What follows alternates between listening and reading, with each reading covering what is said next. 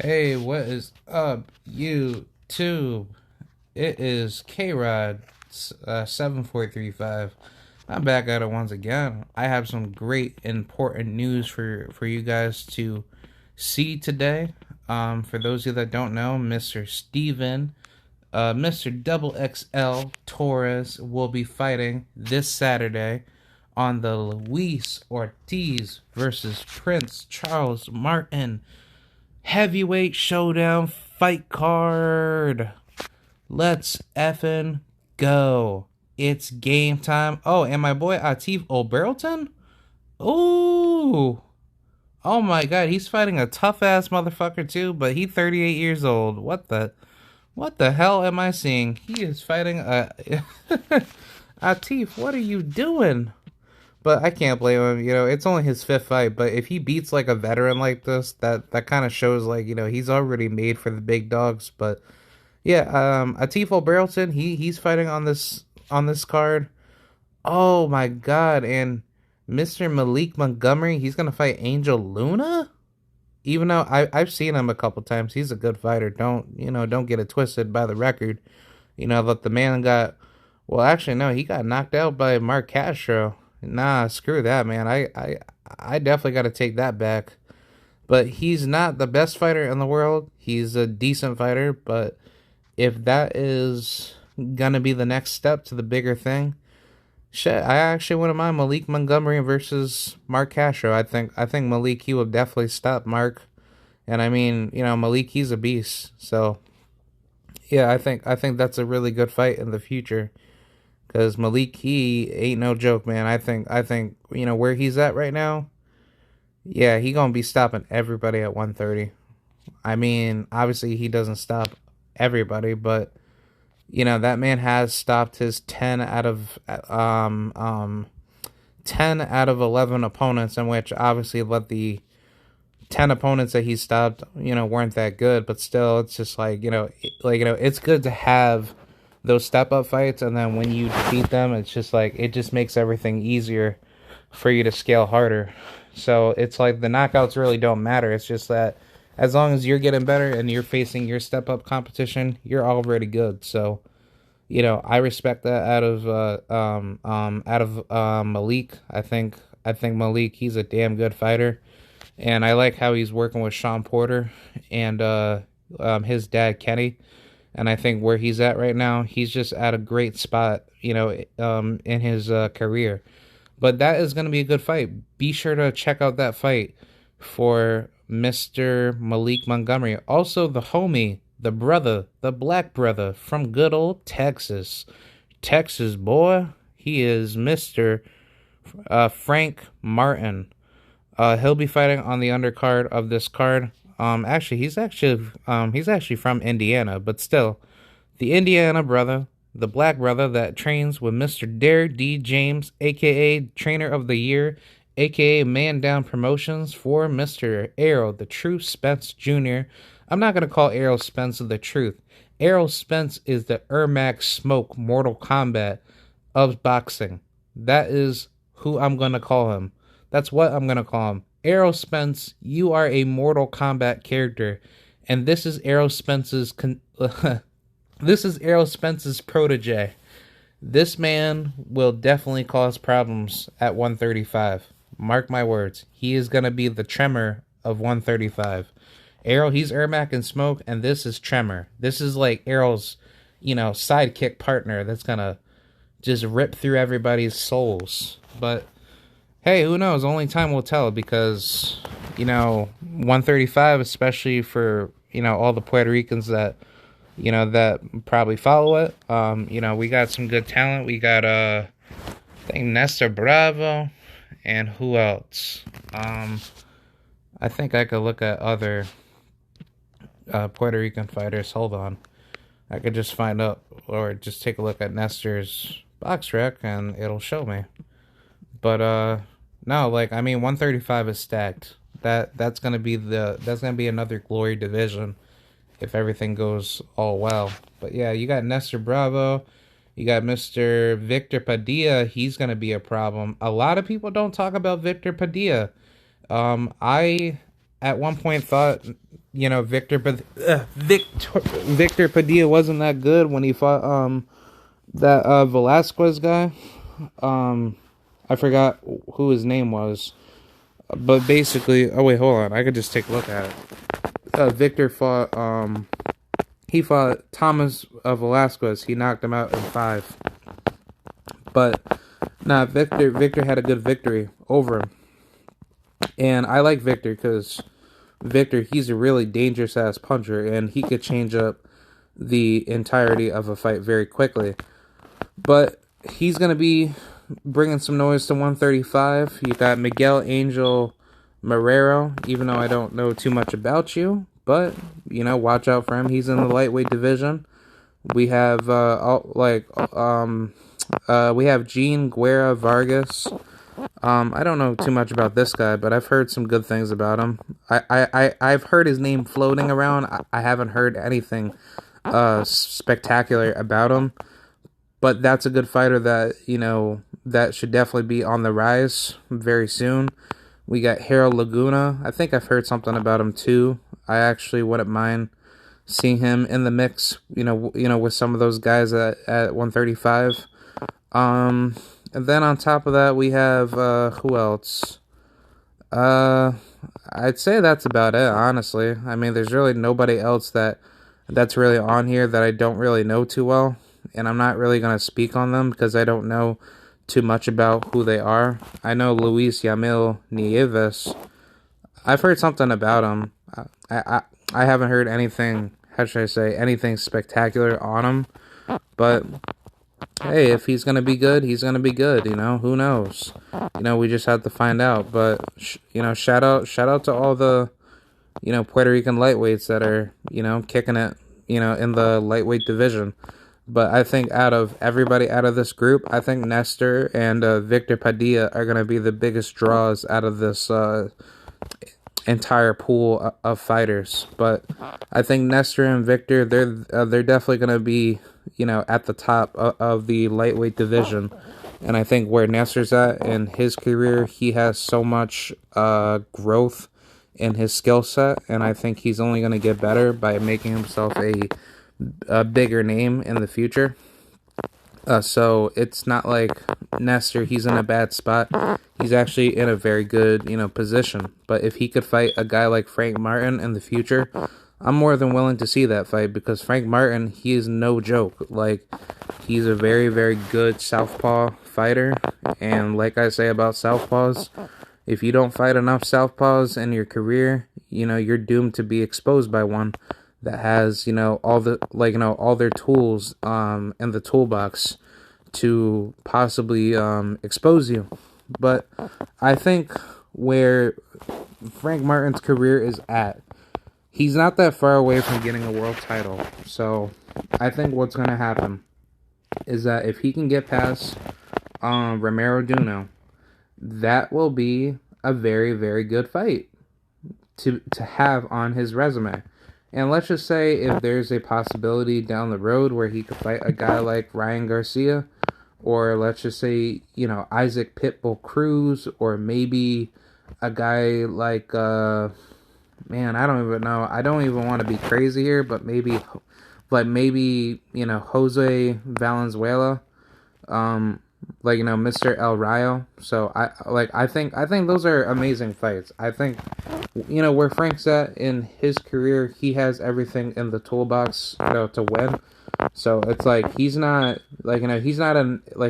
in any position to make himself a target for anyone. But I think it's it's good where he's at right now, because where he's at right now, he's just gonna get better and he's gonna take everybody out, when that time comes. And I think his breakout fight is this fight here against Romero Duno. He's obviously not an easy opponent. He's gonna come to fight and he's gonna give Frank some trouble, because regardless of what we say about Romero Duno getting knocked the hell out by Ryan Garcia, even though Queen Lion Ryan obviously just got a lucky punch off of him, I don't see Romero Duno going through that same process with Frank. I think if he's able to weather the storm, he could definitely beat Romero Duno to a decision. But as far as all the other fights go, I can't wait for Mr. Jonathan Rice versus Michael Polite Coffee. That's going to be a fun ass fight to watch. The rematch, obviously, Michael Coffee got his ass knocked the hell out by Jonathan Rice. So, hey, Jonathan Rice, he's going to get an extra, $200,000 to $300,000 payday. He's going to get some big boy money, and he's going to beat the living crap out of, Michael Coffey. I don't really think Michael Coffey's that good of a fighter, just simply because, where he's at in his career, he's, he's not being moved, the right way. And I think, PBC is trying to use him as, this next big heavyweight that could be in the mix, but obviously being exposed by Jonathan Rice just pretty much showed that, you can't win against a pure boxer. And I think that's what Jonathan Rice is. Jonathan Rice, he's more of a pure boxer, but I think he has some semi-pop. His pop isn't as big as other heavyweights in the division, but I think if Jonathan Rice, if he gets another good win over Michael Coffey, Jonathan Rice is on his way to bigger and better things.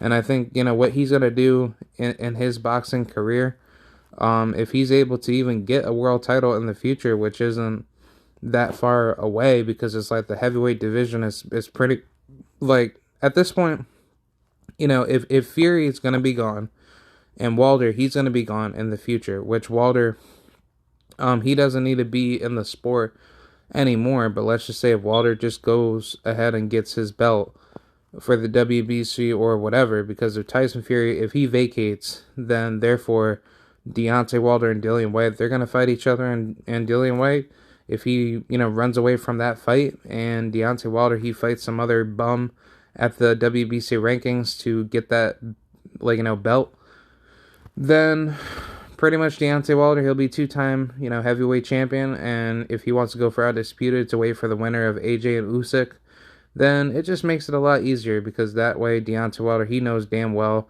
he is on his way to superstardom at the heavyweight division, in which he already is. It's just that, the final chapter that he's going to bring to the heavyweight division is going to reset the heavyweight division. So either way, Deontay Wilder, he has a really good mindset coming back to the heavyweight division, regardless of who he fights. But it would be nice to see him fight either Andy Ruiz or maybe the winner of I don't even know, honestly. I think Deontay Wilder, him and Dillian Whyte are probably gonna fight. But if Dillian Whyte, if he's going to, back away from Wilder and not fight him, in which, the reason why that I say that is because Deontay Wilder, he is the automatic mandatory to the WBC title. So the WBC already had it set in place for Deontay Wilder to re-challenge for the title again, knowing that Tyson Fury, he already vacated it. So if the belt is vacated, then that means Deontay Wilder and Dillian Whyte will fight each other. And if that does happen, that will be the biggest fight for Wilder to take. And on top of that, Wilder, he's probably going to sell the whole shit out anyway. And that shit's, I mean, look, the fight's, still going to be on pay-per-view. So it doesn't matter about the belt. But either way, for Jonathan Rice's case, he's in a good spot, because he knows that, not all these old dogs in the heavyweight division are going to stay. And, I mean, if he's able to grab himself a title, by all means, keep fighting. Go get yourself a belt, and boom, that at least makes your career set in stone. But still, I think Jonathan Rice, he got this fight, man. I like him. I like what he stands for, and he's a beast. And then same thing with Frank Sanchez. Oh man, he's fighting Christian Hammer. What? He's fighting Christian Hammer? Christian Hammer. Everyone, just say it after me. Christian Hammer. He's fighting this bum that got his ass literally beat the hell up by Tyson Fury's cousin, Huey Fury. And then he got beat the hell up by Tony Oka. You got beat the fuck up by Luis Ortiz. You got beat the hell up by Alexander Povetkin, and obviously you got cheated by Tyson Fury, or you were going to be cheated by him, but he still whipped your ass. Man, that's funny, man. That's hilarious. But hey, I guess he's just coming in to get a payday. You know, he's not doing anything else better. But yeah, Frank Sanchez by knockout. He's gonna whip his ass. 20-0. Here we come. I think Frank, he's going to be a really big player in the heavyweight division. Just based off of how his style is, how he fights, he's definitely going to be winning himself a belt very soon. So I think whoever wins this fight, Frank, he's going to be next in line to probably go for a title shot, maybe for either of the sanctioning bodies. But that's going to be fun to watch. I think Frank, he's going to be out there. But either way, let's talk about all the other fights, but I'm probably just going to talk about Mr. Steven Torres versus his opponent, Mr. James Evans. I don't know too much about this James Evans guy. Not too sure, about like the opponents that he's fought. I know he's knocked out every single opponent, if I'm not mistaken, in his professional career, but James Evans, he should be a decent test. Obviously it's a 4-rounder, and I guess whatever could happen in this fight. It's gonna be a very interesting fight. But yeah, James Evans, he is 6'5". He's an Orthodox, 29 years old, out of Toledo, Ohio. Okay, he's from Big Baby Anderson's, hometown. But yeah, I don't know too much about this guy. I mean, if he's a heavy ass hitter, then that pretty much means that Steven, he's on his way for a very tough fight.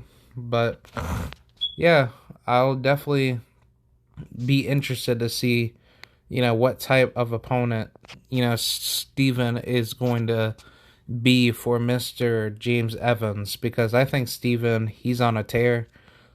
He's a really, really damn good fighter. He kind of gives me some little vibes of Riddick Bowe with Johnny Ruiz, and I may say that, or I may say that to make a stretch out for him, but I truly believe Steven Torres, he's a very special lost talent that's in the heavyweight division, and I think every time he fights, he's like Kevin Durant. He just gets better, because it's like his archetype and his skill set is just naturally gifted to the point where it's not even possible to even say Steven is trash, blah blah blah. No, he's actually that good, and I mean, I would say with the amount of work he's done, with multiple other known heavyweight fighters, in which I believe he's trained with Malik Scott and Deontay Wilder in one of their camps, if not multiple of them. That just speaks a lot of volume of how good Steven Torres is. And I mean, he's only 23 years old. He's 6'7". He has a I want to say like a 80 something inch arm reach. I mean, he's a beast, dude. This guy is a monster. Yeah, he has an 81 inch arm reach.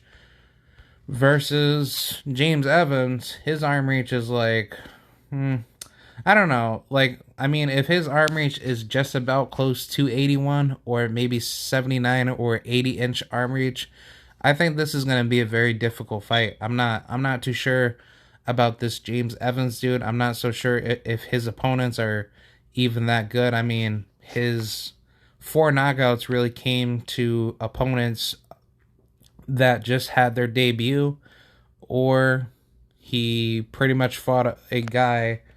Yeah, like, I mean, he basically fought his 3 out of 4 opponents that he got knockout victories over that fought on their debut. So, I mean, that's really not a fair stretch, to go for. I mean, he's basically fighting guys that, came in heavier than him.